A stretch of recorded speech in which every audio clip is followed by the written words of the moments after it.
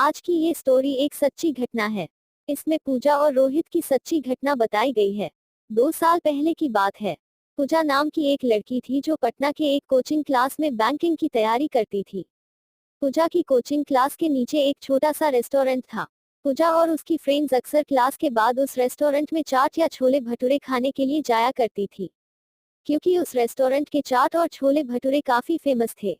एक दिन पूजा का बर्थडे था तो पूजा के फ्रेंड्स ने एक प्लान बनाया कि क्लास खत्म होने के बाद हम लोग नीचे के रेस्टोरेंट में पूजा का बर्थडे सेलिब्रेट करेंगे।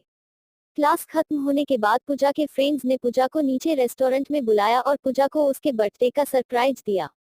अब सभी कोई मिलकर बर्थडे को सेलिब्रेट करने लगे।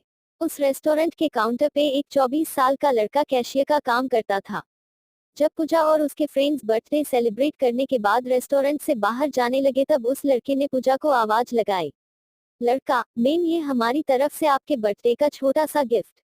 पूजा, थैंक यू। रात को जब पूजा ने उस लड़के के द्वारा दिए गए गिफ्ट को खोला तो देखा कि अंदर एक छोटी सी प्रिंसेस थी, जो कि एक पेड़ के नीचे बैठी थी, और उस गिफ्ट के अंदर एक लेटर भी था। पूजा ने उस लेटर पढ़ा। उसमें लिखा था, पूजा आप बहुत ही मासूम और प्यारी हो। जब भी आप रेस्टोरेंट में आती हो तो मेरी नजरें सिर्फ आपके चेहरे को ही देखती रहती है।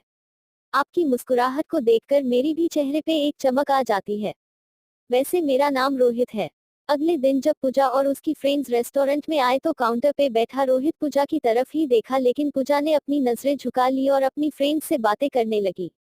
अब जब भी पूजा रेस्टोरेंट आती तो रोहित की तरफ एक झलक देखती और फिर उसे इग्नोर करने लगती और इसी तरह कुछ दिन बीत गए। रोहित पूजा से बात करना चाहता था, लेकिन पूजा की तरफ से कोई जवाब नहीं मिलने के कारण रोहित भी बात करने की हिम्मत नहीं जुटा पा रहा था। एक दिन जब क्लास के बाद पूजा रेस्टोरेंट आती है तो देखती है कि काउंटर पे रोहित की जगह कोई दूसरा लड़का बैठा है। पूजा सोचती है कि शायद रोहित का तबीयत खराब होगा इसलिए वह आज काम पे नहीं आया। लेकिन देखते ही देखते एक सप्ताह बीत जाता है। अब पूजा थोड़ी परेशान होने लगती है और काउंटर पे जाके पूछती है कि जो रोहित नाम का लड़का यहाँ पे काम करता था वो अभी कहाँ है, उसने काम छोड़ दिया क्या?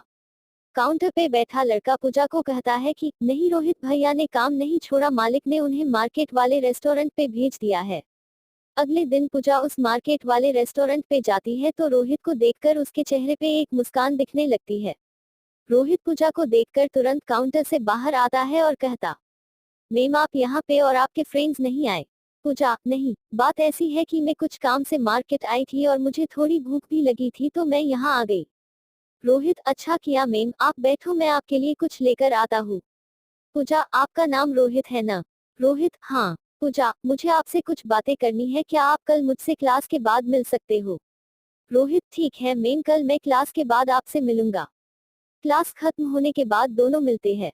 पूजा रोहित से कहती है कि देखो आप मुझे अच्छे लगते हो लेकिन मैं इस प्यार में नहीं पड़ना चाहती। मुझे अपने पाई और करियर को देखना है। रोहित ने कहा, देखो मैम, मैं ऐसा कुछ नहीं करूंगा जिससे कि आपकी पाई को नुकसान हो। लेकिन मैं क्या करूं, आपको देखते ही देखते मुझे कब आपसे प्यार हो गया मुझे पता भी नहीं चला। अब दिल चाहता है कि अपनी पूरी जिंदगी आपके साथ रहूं। पूजा रोहित की बात सुनकर वहां से चली जाती है।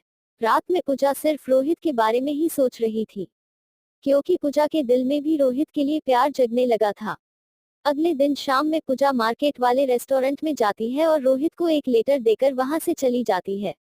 रोहित जब उस लेटर को पढ़ता है तो उसमें लिखा रहता है, रोहित मुझे भी अब तुमसे प्यार होने लगा है। ये पढ़कर रोहित के खुशी का ठिकाना नहीं रहता, वह उस लेटर को चूमता है और अपनी जेब में रख लेता है। तो इस तरह से पूजा और रोहित की प्यार की शुरुआत होती है।